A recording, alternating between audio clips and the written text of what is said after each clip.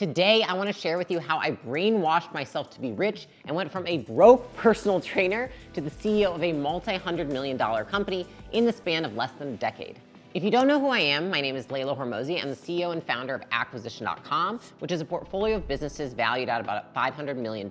I built and sold 3 of my own businesses by the age of 28, leading to a net worth of $100 million by the age of 28. And I did that by using these same principles that I'm going to share with you in this video. Listen, growing up, I did not come from a rich family and I did not come from a rich area. In fact, most of my memories of my childhood are remembering how we didn't have money, how we had to save money, and all of the times where my parents were worried about paying the bills. The neighborhood that I lived in, the same problems went on there. Like either you're bartending, you're waiting at one of the local restaurants, or you're working at a car dealership. And so for most of my life, when I thought about like what is the most unfathomable amount of money that I could make, I thought of $100,000. And then when I got to the age of about, I wanna say between 17 and 18, and I actually ended up reading the book, Rich Dad, Poor Dad. And as I read the book, I realized it wasn't even that I had a poor dad, it was that every single person I surrounded myself with, including everyone that lived in my town, all had the poor dad mentality. And I immediately was like, I need to get out of here because my beliefs about money are what are preventing me from making it. As soon as I graduated college, in fact, I think it was 3 days before my graduation ceremony, I packed up my car and I moved to California because I was like, if I'm surrounding myself with these people who don't have the right beliefs about money, it's very unlikely I'm going to make more. Which leads me to my first principle on making money and brainwashing yourself into being rich, which is ignore advice from broke people. If someone has less money than you, why are you taking their advice? Even if it's your parents, like if they're not making the kind of money you want to make, why are you listening to them? Would you listen to a personal trainer who is 100 pounds overweight? Why do I think moving was the best decision I could have made for myself? I got around people who were richer, who were in better shape, who had better relationships, who were more ambitious. So what did I get by proxy? I started to become all of those things. Can you succeed despite your surroundings? Yes. Does it make it harder? Yes. And so we want to make it as easy as possible to get rich. And the reality is, if you hang around broke people, you're more likely to stay broke. The second piece of that I would ask myself is, what benefit does anybody around you get if you make more money than them? The reality is that it benefits them not at all. In fact, anything, it's probably worse for them. Because then what? How do they keep up with you, right? It makes them feel insecure. It's like, it will change the relationship in a way that they don't want. It will make them feel insecure about their own selves. And it's more likely that given enough time, the relationship comes to an end because there's not enough in common. And so you also have to ask yourself, even if it's not hurting you to be hanging out with these people, are they subconsciously preventing you from growing because they know it's not going to benefit them in any way? So it actually would benefit them if you remained poor. You know, there's 2 times in my life that I think I realized I cannot take advice from people who have less money than me. The first time was I had a mentor, and this person was amazing. And listen, I think mentors in general are amazing and you usually have them for phases of time, but it's very unlikely you're gonna have the same mentor forever. And this mentor I had, I remember taking advice from her for a long period of time. And then one day, I remember looking back at the last 6 months, and it was when I was at a point in my business where things started to stall. I realized that the advice that I was taking was not good. It was like an oh shit moment. I was like, you know what? When I started working with her, she had more money than me. And she had more success than me, and she had had a bigger business than me. But within a span of 24 months, I actually surpassed any revenue and any business size that she ever had. And then I realized, I was like, you know, I don't think this is the best advice for me anymore. I think I need to go find somebody who makes more money and has made more money than me. It makes sense why these problems are still occurring because she's actually never had to deal with them. So she's just guessing. The second time I realized that hanging around people who make less money, probably not the best idea, was when I was talking to a friend of mine, and it took such a little period of time to make such a big amount of money that, like, in my mind, a lot of my friends who had made more money than me prior, I still was asking for advice. And I remember that we were having a conversation, I was telling her what my goals were, and I just remember like her question, which was like, well, don't you already have enough? It was in that moment that I was like, dude, it's not about this. Like, it's not, money is the manifestation of the value that I'm creating and of the work I'm putting in. And so to me, is there ever enough? Like, probably not. And so it was really disheartening to hear. And that was in the moment when I realized, I was like, I can't be hanging around. I have to be careful who I tell my dreams to. And at the end of the day, it's not necessarily about you having more money than the person. It's about you having bigger dreams than somebody. Following financial advice from somebody who has less money than you ultimately is like following a broken compass. It is going to take you in the wrong direction or no direction at all. In fact, super interesting. So the Federal Reserve has done a survey, and that survey indicated that individuals with higher income peers tend to eventually have higher income themselves. And so it may sound harsh what I'm saying, but just the truth is that it's just like anything in life. If you want to be more in shape, if you want to have more money, if you want to have a better marriage, get around people who have what you want. The second principle to help you brainwash yourself into getting rich is to understand that money loves speed and wealth loves time. Power is the time between a thought to an action. So the faster that you can act on something, the more powerful you are. You know what money loves? Money loves speed. Money loves power. So in order to accumulate money, you want to move quickly on ideas. So if you look at somebody first starting a business, for example, and then within, a month, maybe it's not working too well, and then they just try to see it out for like 2 years, just trying to make sure this thing works. But like the best people, they're gonna try something, iterate, try something, iterate, try something, iterate until it clicks. And the reason that this is important, that money loves speed, is because lots of these things that we're doing to make money are reversible decisions. Now, why does wealth love time?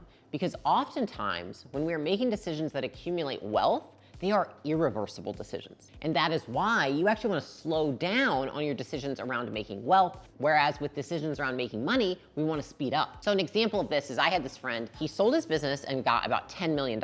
What I don't think he understood is that the same skills that you use to build a business are actually not the same as what you use to build wealth and invest. In fact, the skills that you use to build a business are often the exact opposite of what you use to invest, like completely different mindset. I don't think he knew this, and so he immediately was like, I need to invest all my money. And rather than taking the time to really learn investing and introspectively ask himself, like, do I have the skills to invest right now? Do I have the skills to 2 or 3x or 4x or 5x my money with investing?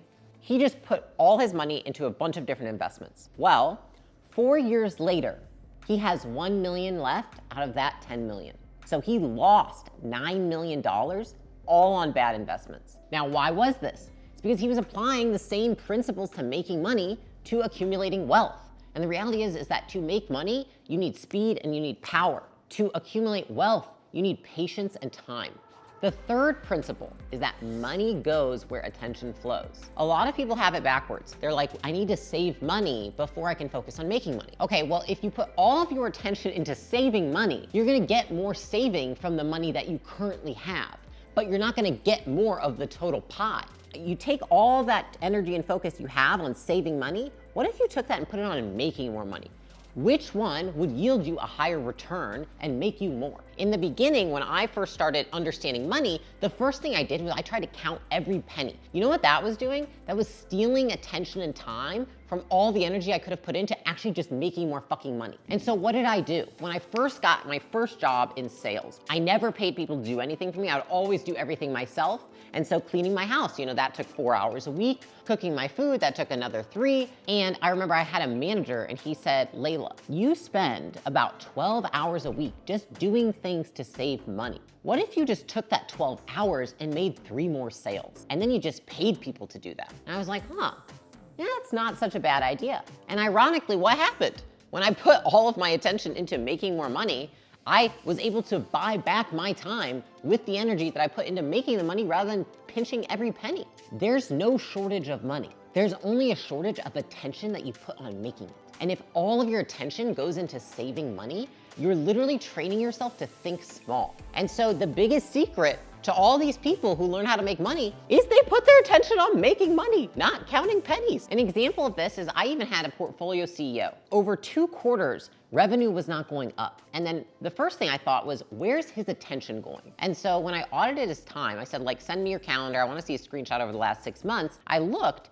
and 80% of his time was spent on revenue supporting activities rather than revenue generating activities. But the irony of that was not an issue with the business. It was just a perfectionist mentality he had of I want to get it all to 0 so we lose nothing. And I was like, dude, you can lose nothing of a very small pie, or you can lose a little bit more of a freaking 10x pie. And so as soon as I said, your job is to generate revenue.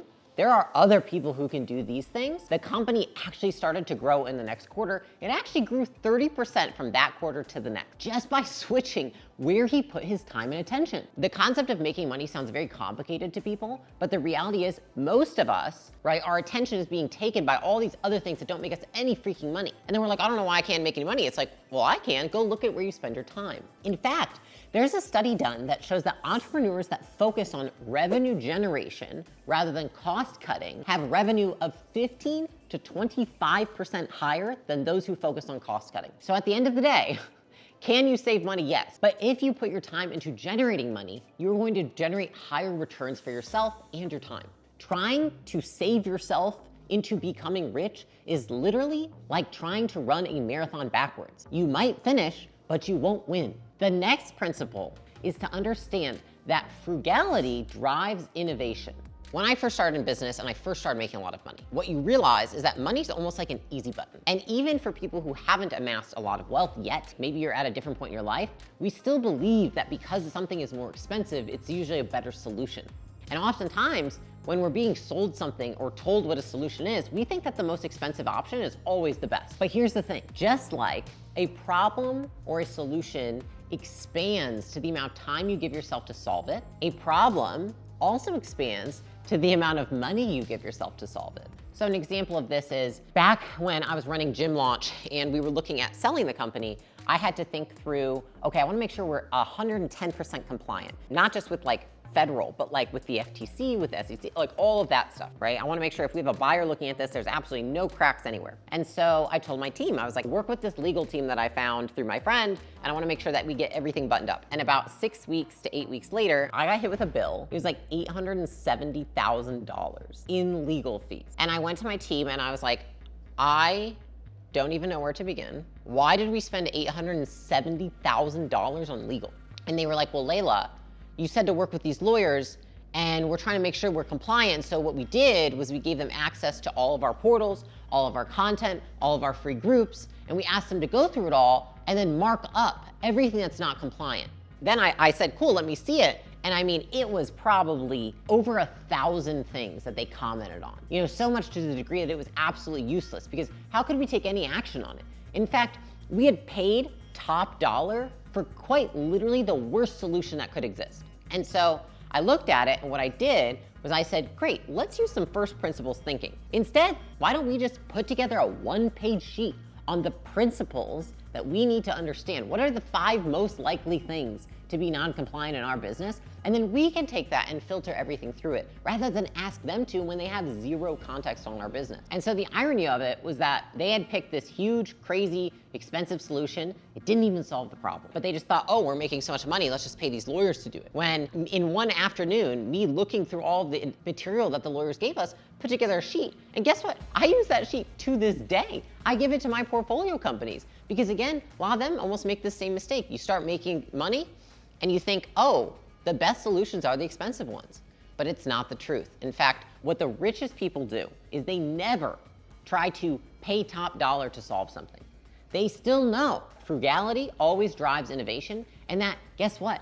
The best solutions are the simplest. Simple scales, fancy fails, including with money solutions. And so just because it's the top dollar solution does not mean it's the best one. In fact, the biggest wallet doesn't always equate to the best solutions. Sometimes it just buys you the most expensive distraction. Frugality is not about having less. It's about learning to do more with less, AKA leverage. And the richest people that I know and the wealthiest people in the world understand the concept of leverage. And just because they have buckets of money doesn't mean that they don't apply that. Start with that in mind. You have to realize that getting more money isn't going to drive better solutions a lot of the time. In fact, it starts with how you think when you have less. The next principle is to always have an oh shit fund. Something that I have learned and I've seen time and time again with people is that most of the time, people make better decisions when there's a safety net.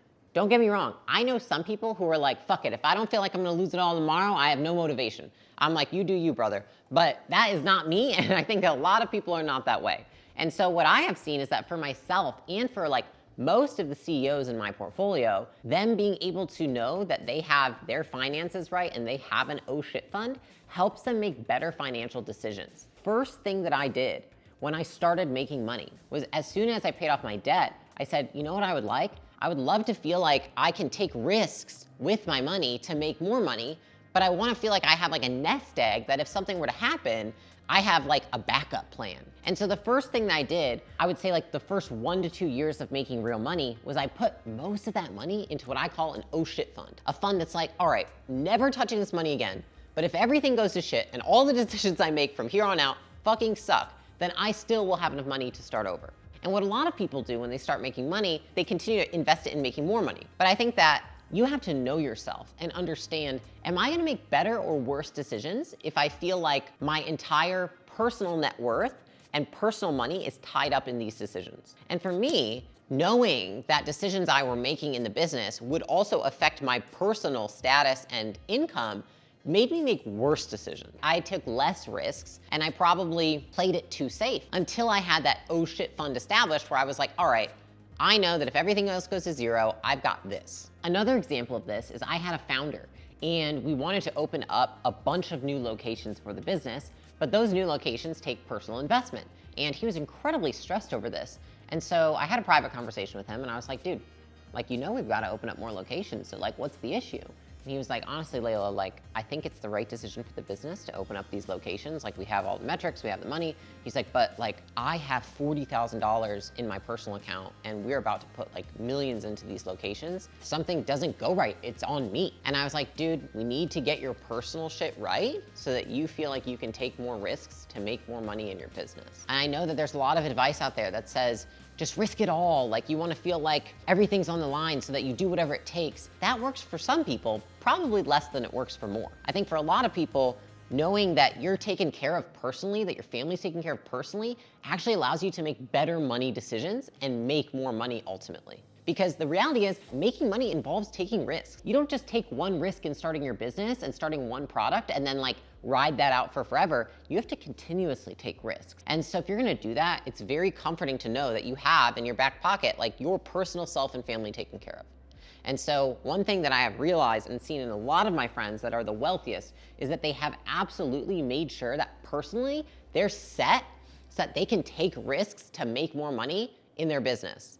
The next principle, if you ever encounter a decision around money that requires you to rush to make it, don't do it. I have literally never had this work out in my favor, and the wealthiest people I know that make the most money do not rush these decisions. So for example, a couple of years back, I was looking at buying a company. When we were looking at buying the company, another buyer came in, and then I was like, oh shit.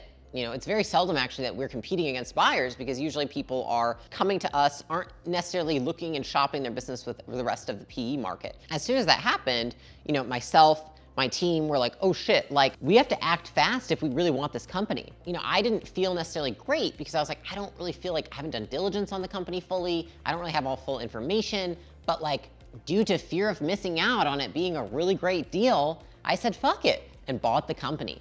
And that purchase ended up being the worst purchase that I made in my whole career. Because then when I got the company and I started doing diligence, I was like, oh shit, this is not a company for me. It's not even that great of a company, and I don't think that I made a good decision at all. And it still to this day sucks to think about because it was millions of dollars that I don't know if I'm ever gonna get back because the company was not even in a spot where I think it should have been purchased by anybody.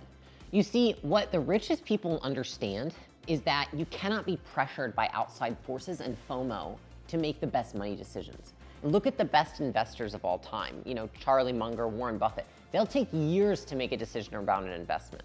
If you want to make more money, you need to be able to resist urges to spend or to give the money. An example of this is like, I go shopping. I get texts from the people that are my personal shoppers at the stores. And they're always texting me with like, hey, we've got this one piece and I've sent it out to 5 people. And so if you want it, you need to buy it now. I did it about 2 times where I was like, oh shit, I really want it. Like, what if I don't know if I really want it, but like, I don't want somebody else to get it. And so I bought. And you know what's funny is those 2 things that I bought, because I felt like fear of missing out and I felt rushed, are probably the 2 things that I feel most resentful for buying. Because I don't even really like them that much. And that was what I realized. I just felt rushed and I felt like, well, I don't want to miss out, so I got to do it quick. And what I've learned over time is that the wealthiest people don't do that. They don't make decisions out of fear. They make decisions out of their values, out of their principles, and they always make sure that they make logical decisions in a non-emotional state. And when you're rushing, what are you doing? You're often making an emotional decision, which often isn't the best one to make more money. There was a study done actually by the National Endowment for Financial Education that shows that 68% of people who make rushed decisions around finances regret those decisions. So that means that about 2/3 of people, more than 2/3 of people who make rushed decisions end up making the wrong decision. And so simply by giving yourself space and time and saying no to anything that is pressuring you to rush, you will make better financial decisions and make more money. And if you look at why people aren't able to keep making money, a lot of people make impulse decisions. You could look at the rush decisions, you can also look at impulse decisions. It's all the same thing. And the richest people that I know do not make impulse purchases. Something really interesting is that about 40% of all consumer spending is due to impulse purchases. And so mastering your emotions around money is crucial in understanding how to amass wealth. You know, something I used to do when I was poor is I used to buy things when I felt like it. Like I really wanted that dress. I wanted to buy this accessory for my car. I wanted to buy that new bathing suit. I didn't think about the fact that it was gonna be hard for me to pay the bills next week. And you know, what's funny is like, now that I even have more money, I think more about how am I gonna feel about this purchase in the future? And is this the right thing for me to do? And is it because I have more money? No, it's because I changed my mindset so that I could have more money. Making logical decisions around how you spend your money is what the wealthiest people in the world do. One of my favorite principles is understanding that money is a game. I did not understand this when I did not have as much money. I thought that you had to be this like superiorly intelligent, crazy hardworking, amazing human of high character to make money and be worthy of having money. And it wasn't until I actually went to this mastermind in 2016 when I remember it clicked for me that none of that was true. So I had just quit my job, started our first business, and went to this mastermind and wasn't really making much money at the time. Was actually just in the like eating shit phase. And I remember this guy got on stage. I remember the first thing he said, he's like, oh, you know, I've been stuck at like 400K a month for like 3 months. I can't seem to beat the 400K wall. Everything else he said, I just completely fucking forgot. All I heard was like, this guy that I am clearly smarter than, this guy that I am clearly a nicer person than, this guy that I clearly work harder than, he's making 40 times as much money as me. And I remember I literally walked out of the room and I called my dad and I was like, Dad, I'm gonna do this. I am never looking back. I'm never gonna get a job again. I'm never gonna do anything again. This guy is a complete idiot and is making 40 times the amount of money as me. If he can do it, I can do it. And that was the best thing that could have ever happened to me. Because what I realized is that making money is not something that requires superior intelligence or hard work. It's understanding money. Money itself is a game. And you have to understand the rules of the game and how to play it to make it. You can look at that as a good or bad thing because it doesn't mean that you have to be a good person to make money. There's lots of people who you could consider bad people that make money. But you could also look at it like, wow, money is available to anybody willing to learn the rules of the game. The second time I remember realizing that money is a game, there was this guy and I went to this meetup and it was only about 15 of us. And it was all businesses that were doing close to 100 million. And at that time, my business was worth probably like 150 million. His business was worth about 400 million. And I was like, I'm gonna figure out what the fuck it is that this guy's doing. Why is he making so much more money than me? And I was like, what is the unlock? Like, is he a better leader than me? Is he better at driving revenue than me? Like, what is it better? And I remember sitting with him and talking with him and I asked so many questions. And it literally, there was nothing that he did better than me. And I'm not trying to, I'm saying this anonymously, but like I was smarter, I worked harder, I had a better team, I had more resources, I had a better sales process, marketing process, product. What was it? Well, there's one thing I didn't realize, which is that in the game of money, you have the most opportunity when you have the biggest market. So what did he have that I didn't have? I served gyms. He served anybody that had real estate. And as soon as I realized that, I was like, he has so much more room to make mistakes than me. That's when I realized like, it's not about your character, how hard you work or how smart you are. Sometimes it's just like you get lucky by picking the right market. It helps to learn the rules of the money game, but a lot of people also just get lucky. They just stumble into it without even knowing the rules. And so what I wish I had understood when I was making less money is like, I don't need to get smarter. I don't need to work even harder. I don't need to like gas everything I'm doing. I need to learn the game of money. I need to understand how value translates to money. and what is valuable. And more work and more effort and more time does not always equate to more value. In fact, funny stat is that the National Bureau of Economic Research suggests that only 20% of somebody's income correlates to their IQ. So what does that mean for you? If you're watching this, it means that you don't need to be smarter to make more money. Guys, I'm telling you, some of the dumbest people I know make way more money than me. And I always like to say, and I tell Alex, I'm like, dude, I think I gotta be a little dumber, because when you are less intelligent, what's the advantage? You believe it's possible. The more intelligent somebody is, the more they doubt things, the more pessimistic they can be, the more reasons they give as to why it won't work. I always remind myself, I'm like, you gotta be a little dumb. Because in order to win the game of money, you have to be optimistic enough to try as if you could win. You see, money is not a game just for geniuses. It is a game for anybody who's willing to learn the rules and play. The next principle is understanding why you make it in the first place. Understanding that money is a tool. So let's reverse engineer this. How do you make money? Most of the times you use or do something with your time that then translates into money. So what precedes having money is learning how to create it with your time. But here's the thing, it can't stop there. Money is also a tool to get you something. And what I didn't understand when I didn't make a lot of money is I thought, oh, I use my time to make money and then I have money. But money is just a tool as well. If you just have a bunch of dollar bills in your bank account, what does that do for your life? Think about it. How much power do you have if you just have a bank account full of a bunch of dollar bills? How does it change your life? What happens next? You see, just like imagine if you did nothing with your time, you would have no money. If you do nothing with your money, what happens? Nothing changes. You don't achieve your dreams because you don't understand this. Money is a tool. And the wealthiest people I understand want more money, not so that they can say they have more money, because they want more resources and they want more tools and they understand that money gets them that. The only reason to make more money is to do something else with it. It's not let me make more money, it's what do I want to happen from making this money? The first time I really realized this was when I was going through the process and sold my business. It was about 3.5 years ago. And in growing the business, I'd taken out around 45 million in dividends. And then when we sold the business, got about the same in cash.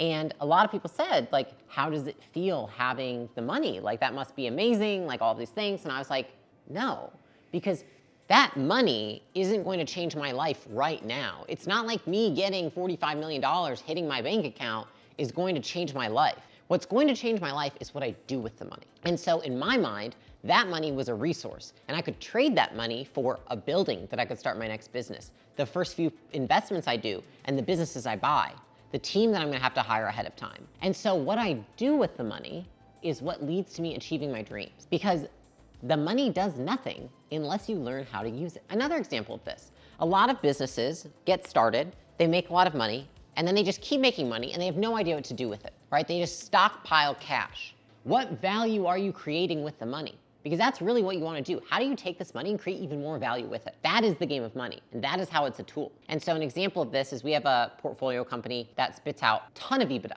And that business specifically, when we look at the market, we said, what could we do with this money that would make this business even more valuable, that would make this business better, and would help us achieve our vision of this business even faster? And the answer was software. And so what did we do? We started taking all the money that we're making from the business, plowing it in and making the software. And you know what that did? It's double, if not tripling, the valuation of the business. So if those founders ever want to sell, now that they've taken that money and they've created this software, what has that done in return?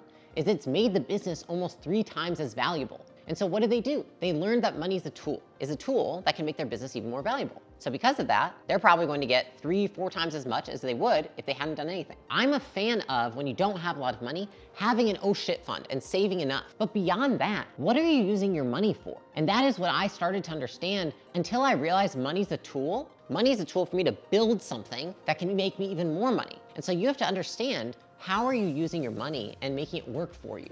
And a lot of people think when you say making your money work for you, that means putting it in all these investments that you have no fucking clue of. No. It means, what do you want to do with the money? What's the use of having money? If it just sits in a bank account beyond your oh shit fund, truly pointless. It does nothing to change your life. And so the question really is, how can I use this money to change my life for the better and help me achieve my dreams? Money is like a hammer. It is only as useful as what you build with it. The next principle is understanding that the more you measure, the more you make. So most of the times when people don't have the kind of money they want, they ignore looking at their money. They don't look at their bank account, they don't measure, they're not counting how much they're spending. And that is the exact behavior that keeps you poor and stuck. When you're poor, you want to be measuring more than when you have the money you want. Just like if somebody's overweight, are we gonna say, yeah, don't step on the scale? No, we need you to step on the scale. We need you to know where you need to go, right? We need you to know how bad it is so we know how far away from our goal we are. And the thing is, how can you improve anything if you don't know where it stands today? The more you measure, the more you make. This goes for anything. There's an example where there's a study. Basically, it has a group of people over the Christmas holiday. It's over a 6-week span of the holidays. And those people, half of them weigh themselves every day. The other half doesn't weigh themselves at all. Guess what happens? Just by weighing, no change in diet, no exercise, nothing. The group that weighs themselves every day lost, on average, 3.9 pounds. Not even trying. The group that didn't weigh themselves gained 4.9 pounds over 6 weeks. So what does that tell us? It tells us that if you measure something, it often goes in the direction you want it to. And if you want something to improve in either direction you're looking, then you want to measure it. I experienced this when I first started making money, because one of the best pieces of advice I got was every day look at your money. And so what I put together was essentially what I called like a net worth tracker. That had all the financial metrics personally and of the business, and I would have my assistant update it every day. And this was when I first started making money. And what did it do? It kept it completely top of mind for me where my money was going. And so I was very diligent about it.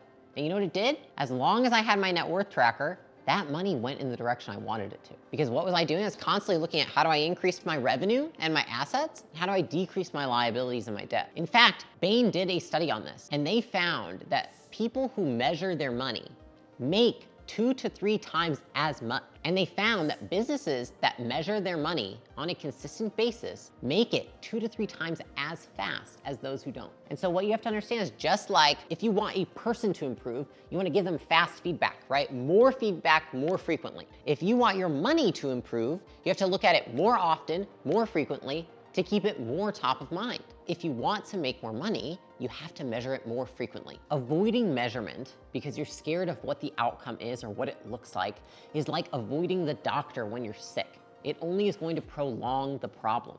And so you need to keep it top of mind. Now, this is why I am a fan of a lot of those apps they have out there for people to monitor their income. Would I say, yes, focus on saving every penny and put all of your attention there and measure that? No, but I would say, it's good to monitor it and instead put the measuring on how do I increase my income. So for me, when I was starting off as a personal trainer and I first started having control over my income and generating revenue, one of the things that I did is I checked my bank account every single freaking day because I wanted to understand how me working equated to me making more money. And I wanted to see how that went to the bottom line every day. And I do think the reason that I was able to go from broke to being one of the top performers was because I looked at it every day. I looked at how much money I was making, how many sales I was making, how many clients I had, every single day. If you want more of it, measure it more often. The last principle is to understand that you need to buy for now and later. Money loves a long-term mindset. If you make money decisions for the short term, you will often accumulate liabilities, debt. If you make money decisions for the long term, you will likely accumulate assets, more money. If you act rich quickly, you're gonna likely be broke or stay broke. But if you act broke, and remember, frugality drives innovation, you will likely stay rich. And so this can be on a micro scale, this can be on a macro scale, but it really has to do with making decisions that are best for the short and long term. And when you're making a money decision, you might be walking around and see something and be like, oh, I love that car. And you're like, oh, it would make me feel really good if I could be driving that car this weekend on my date. And then you buy the car. But was that the best decision to do for the next 4 to 6 months? Probably not. Or on the other hand, investing in a skill, for example, might be best for the short and long term. Because in the short term, maybe it can help you get a different job because you have this new skill. In the long term, you probably make more money because you have more skill. What people who have a lot of money don't do is make stupid decisions. It's not that you have to make some genius investment decision to be rich. It's that you don't make a stupid one, right? You don't make one that's just for the short term. An example of this is when I first started Gym Launch, Alex and I, even for the first 2 years, we still drove my Prius that had a crack in the windshield.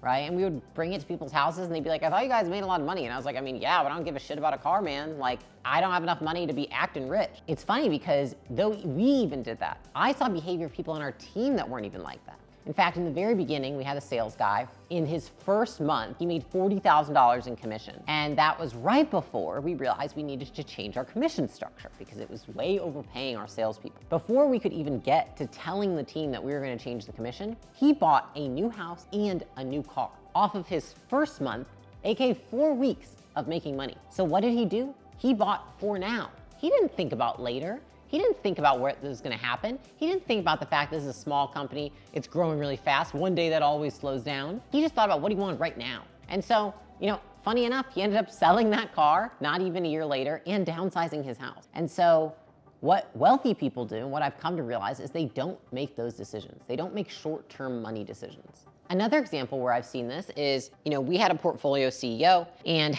as soon as he started making like $1 million a month, he started flying private, staying at the nicest hotels, like legitimately places nicer than me.